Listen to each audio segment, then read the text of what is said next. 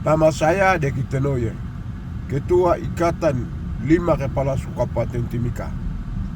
Saya sangat mendukung sesuai komitmen pertanyaan kepada DPR oleh Ketua MRP Provinsi Papua Tengah dan Ketua Ikatan MRP Papua, Sorong sampai Merauke.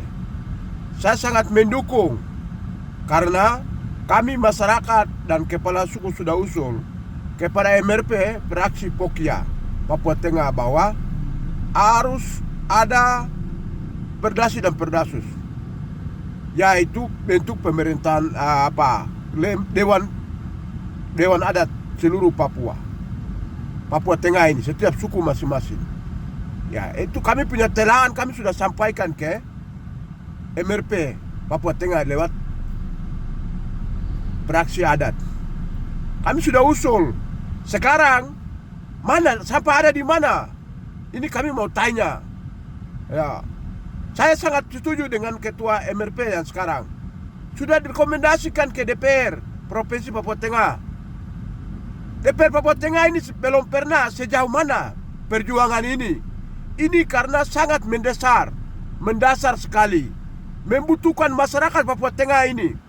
Karena kami masyarakat Papua Tengah dan kami kepala suku sudah merasakan. Kami mau harus ada punya regulasi yang jelas, bentuk Dewan Adat setiap suku masing-masing. Ya, lembaga adat, baru kita bikin kapal batas suku dengan suku. Ini harus ada punya regulasi undang-undang di perdasi dan perdasus. Itu harus jelas. Sehingga kenapa kita butuh lembaga adat itu harus bentuk melalui aturan diperdakan oleh Provinsi Papua Tengah ini.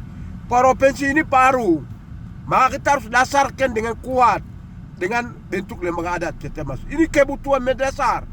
Karena apa? Kami melihat, kami tahu bahwa Papua Tengah ini potensi yang luar biasa. Tuhan taruh kekayaan lewat eksplorasi PT Freeport. Maka kalau kita mau meyakinkan perusahaan lain datang investasi, harus ada lembaga adat. Supaya aku lihat ada di dalam aturan perdasi dan perdasus, sehingga bisa kontrak itu kita bisa muat dalam, aku lihat ada dalam kontrak kerja. Masyarakat itu kita sosialisasi, masyarakat terima.